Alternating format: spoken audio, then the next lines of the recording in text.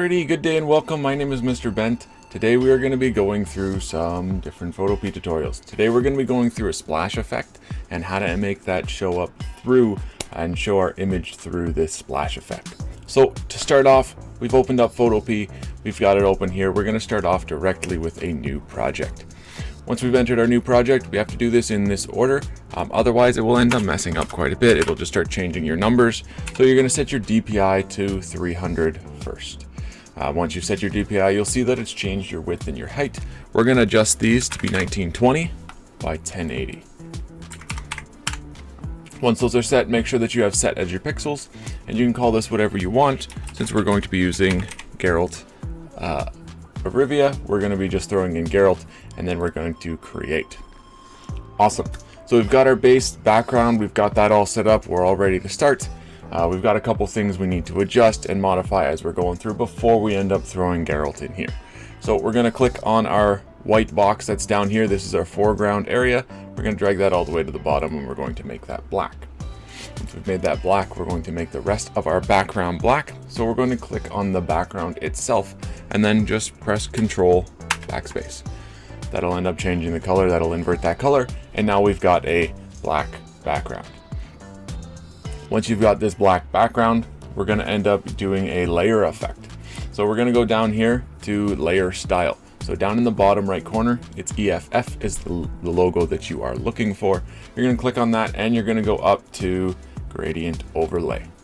Once you're into gradient overlay, it's probably a good idea that you end up pulling this off to the side just so you can see what you're doing and what you're modifying. So we're going to leave our blend type as normal. You're going to end up throwing your style from linear to radial.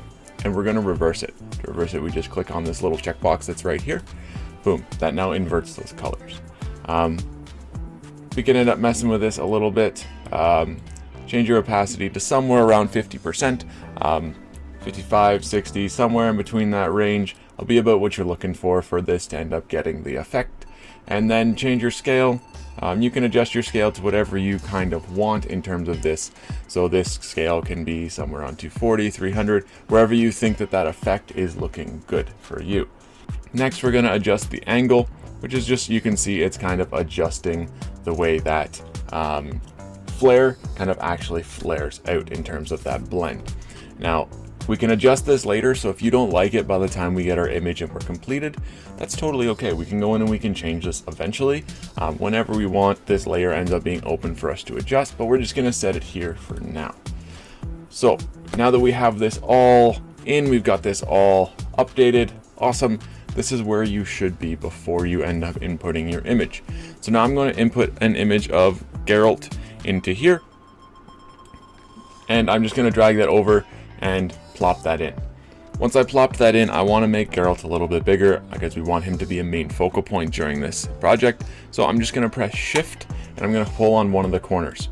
Shift will end up locking that so the ratio doesn't get all messed up, and then Geralt goes all blurry, or whatever image it is goes all blurry and stretched and distorted, and we don't want that. So you'll see that I just stretched that and we made Geralt roughly in about the middle of the screen. Once we've done that, we're going to have to make a couple adjustments. This image is a little bit blurry or a little bit fuzzy, and we want to adjust that before we continue. Otherwise, that fuzz is just going to follow us through for the remainder of our time. So in order to adjust this, we're going to go to Filter, and we're going to go to Noise and Reduce Noise. Reducing noise will get rid of this speckle, this almost like old TV effect. You'll see that got rid of it almost instantly. You can adjust these little sliders to get your sweet spot, whatever you prefer in terms of this. As you increase your detail, you'll get some more speckle. As you increase the strength, you'll remove some of that speckle, but also potentially lose a little bit of the detail and some of those shadows. Just be careful when you're doing that. I have mine set at 6 and 9%. This is just what I feel looks good in this moment. As I've gone through and I've done this several times, this number kind of changes depending on the picture, and you might not need to do this with your picture. This is just what I need to do with my image for Geralt. So gonna click OK, lock that in, awesome. Now, once we've got this locked in, we're gonna make a copy of this. Before we go too far though, we wanna make sure that we have a smart filter. So if you're at this point and you do not have a smart filter, what you need to do is turn that on. In order to do that, you're gonna right click and you're going to convert to smart object. Mine is already a smart object, so I don't need to worry about that. That just gives us the option to turn on and off some of our other features as we start doing some more of these things. If you don't have that, this effect isn't going to work at the end of the day.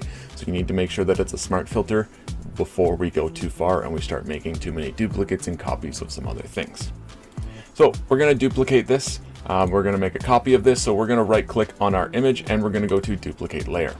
Now I'm going to rename it. To rename it, you just double click on the name. I'm going to call this normal, and I'm going to double click on this one, and we're just going to call it splashed. Yeah, this will eventually be splashed. Can't spell, but that's okay. So splashed, splashed. Awesome.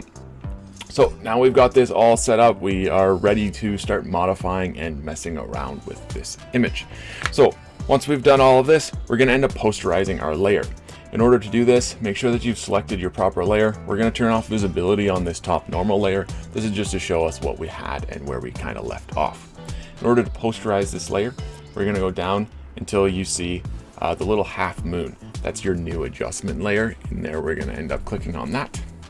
And you're going to go up to posterize. Bam. Once you're posterized, you'll see that some of your colors start to change. You can kind of adjust this and play with this and kind of choose what you feel looks nice. For Geralt, usually somewhere between 30 to 40 ends up looking the best in terms of being able to see the shadows without them looking all blurry and fuzzy. So somewhere around there is about where you want to end up dropping your image. So once we have that in, we're going to end up linking our layers together. And in order to do that, we're going to right click on our posterize and we are going to go to clipping mask. Bam. So now we've clipped through, we've got that in there, and that is kind of our next step. You'll see why that's important in a little bit, but we'll get there. We've got a few other steps before we end up getting there. We're going to go back to our splashed layer. There's a few things we got to do with this before we end up duplicating this to get our effects in here. So we got to make this black and white. Normally we would use what is called a halftone pattern, but it doesn't seem to be operating very well the last few times I've been messing around with this. So we're going to do something a little bit different in terms of this. We're just going to make this go black and white. We're going to adjust the black and white rather than letting the program do it for us. And that'll kind of end up giving us a very similar look to the way the halftone would have.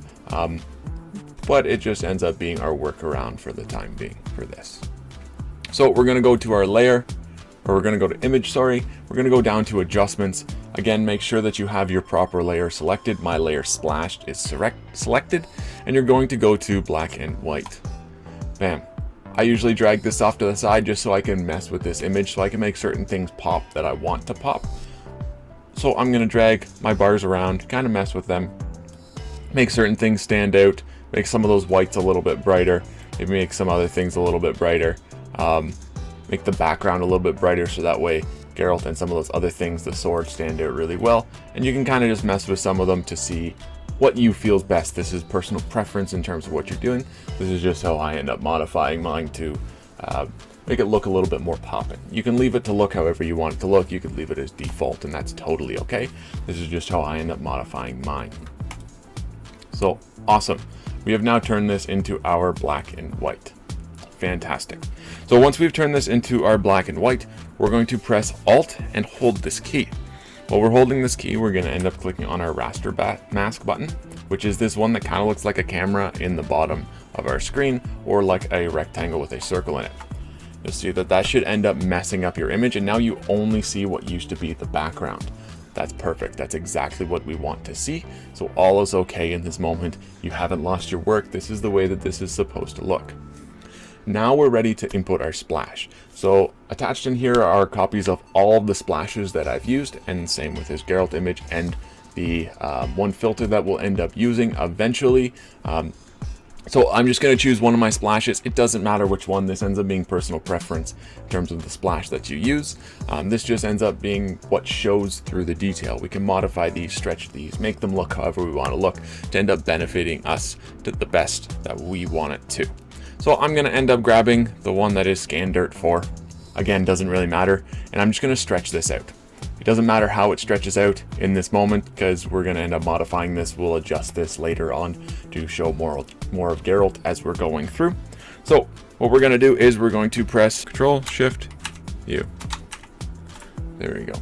So that'll desaturate. So You'll see it almost looks a little bit creamy. I just undid this so you could see.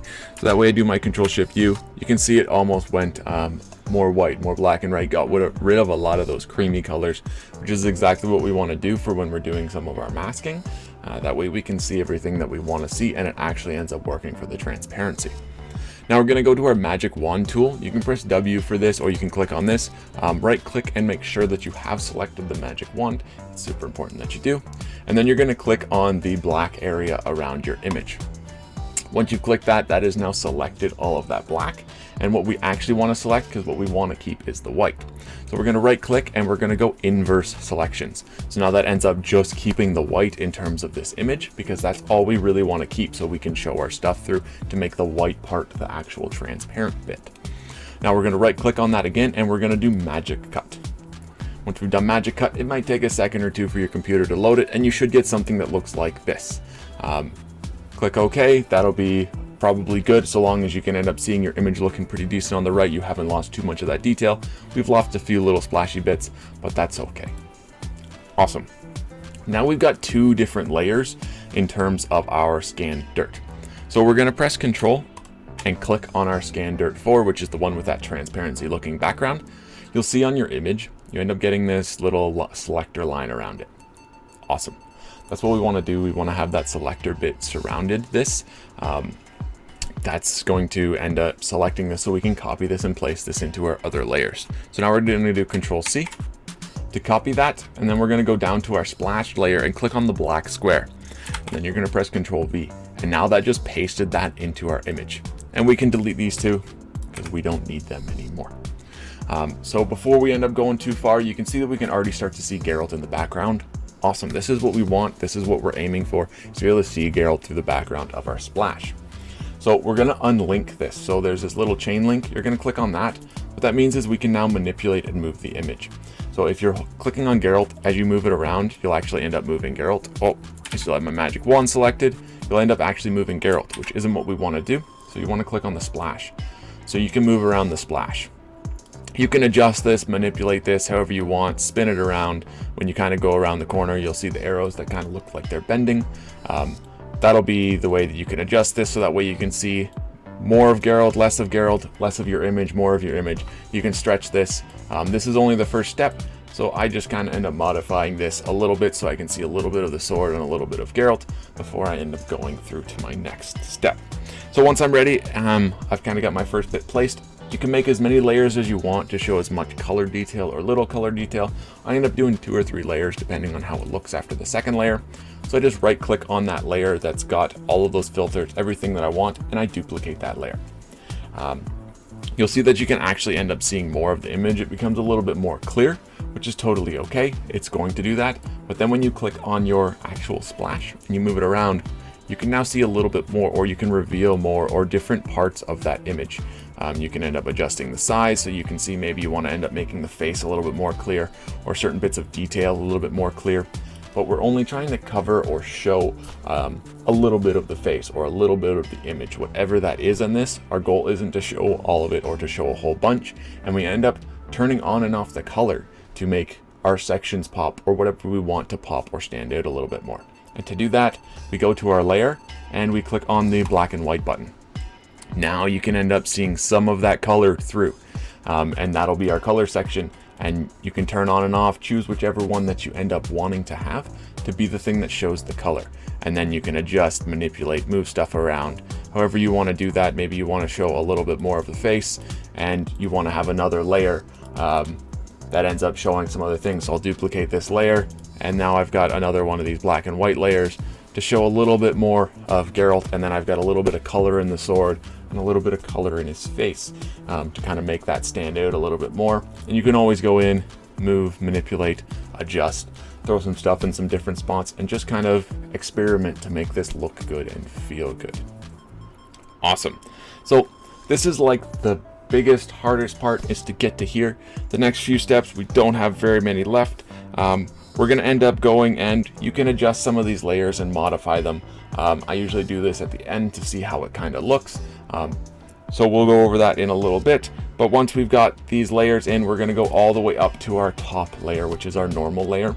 And now we're going to insert a pattern. This pattern's a little bit of a splashy bit on it. Looks kind of speckly. Ends up making this pattern look a little bit better. That is also personal preference. Depending on what you like, you might add that and be like, this kind of looks like garbage, and that's totally okay. So what we're going to do is we're going to end up going down to our add a layer, so new adjustment layer, which is our little half circle, and you're going to click on that, and you're going to go all the way up to pattern fill. Once you go up to pattern fill, you'll see it turns it into this yellowy thing. That's not what we're doing, that's not what we're using, so don't worry about that. We're going to end up pressing down on this arrow, and you probably won't have these let's get to a halftone images. In order to do that, you're going to have to click on this down button and go to load your PAT. So that PAT will be what I've given in the link below. So that way you can end up downloading this and getting the same ones as me. You'll just load them, save them in a folder wherever you want, so that way it's easy to find, and you're just going to load them in. You'll click on it and you'll choose whichever one you want. There's 3 variations of this, kind of almost look like a little bit of static. And you can adjust these and manipulate these for whatever you want. You can make them larger, so that way there's a few less. You can end up moving them to side a little bit, so that way maybe one of those dots is covering a spot that you don't want. Maybe that dot ended up falling on the eye. You just want to move that. You can also end up spinning it around a bit to end up getting what you want a little bit more. But don't worry, this isn't how it's going to look when we're done. We still have a couple more adjustments to make. So I'm happy with this. This is where I want to end up having this for my image. And now we are going to click on our pattern fill, and then we're going to press Control Backspace. That'll make that black. Now we can't see that because it only shows through the white stuff. So we'll show you how to end up adjusting this now. We're going to go back down here to that layer that we made black at the very beginning. And we're going to drag that up to be white. Our color picker is now set to white, and that's what we want. We're going to select on our paintbrush, and we're going to end up adjusting some of this stuff. We want to have our hardness set to probably around 10%. Somewhere around there is perfect, and you'll adjust your size to be fairly big. You can end up making a little bit smaller, and that's totally okay. There's a few ways that you can do this. You can just do one big splash with this, or you can end up doing a couple little small ones to kind of scatter it about and make it a little bit more random and sporadic, which is totally okay. That's the option that I'm going to do. And we're just going to end up clicking on some of these areas and holding. And that'll end up showing through some of those speckles, but we don't want to show a whole bunch. We don't want the whole thing to be speckly, just kind of around your image, a little bit sporadic to end up showing that. Sweet. So our image is showing through. We can see Geralt, we can see that splash. We've still got our background kind of gray. Now we're going to add some different effects, and maybe they'll look good and maybe they won't. And that's totally okay.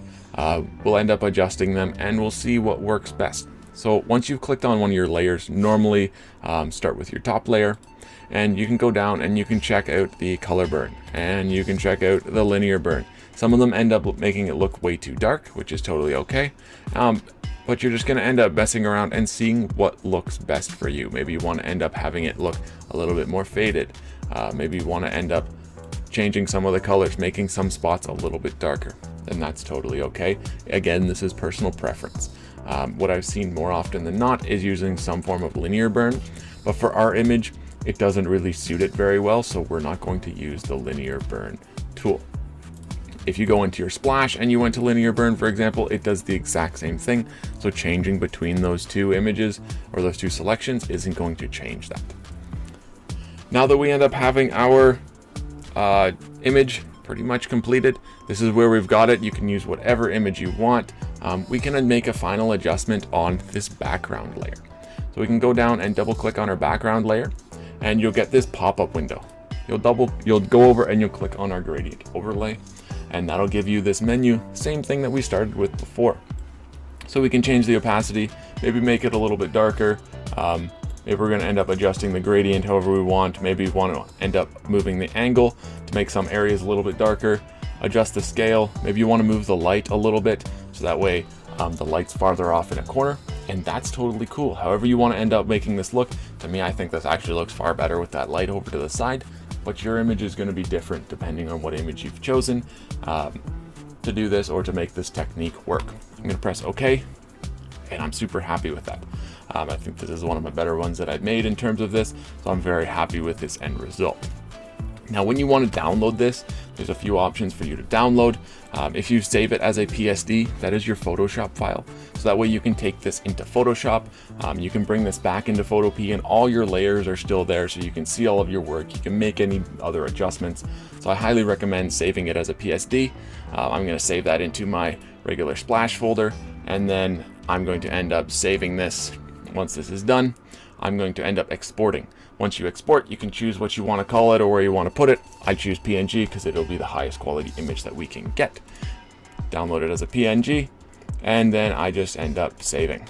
That'll save it, and now I can put that where I want to put that, so that way I can share this or post this later, whatever I want to do. Use this as a thumbnail. Now I have this completed end result product that's going to look amazing as that PNG. And this is how we end up doing our splash portrait. There's a few variations and a few modifications. Again, a lot of this is super personal preference, but it is up to you how you want to do this and how many splash layers you want to use or which splashes you want to use. That'll end up giving you different effects, again, based on how long they are, how wide they are, the reach of the splash, the sporadicness of it. They'll all be completely different, and they'll all give you a different end result. I hope that you enjoyed. I hope you found this video helpful. Take care. Be safe.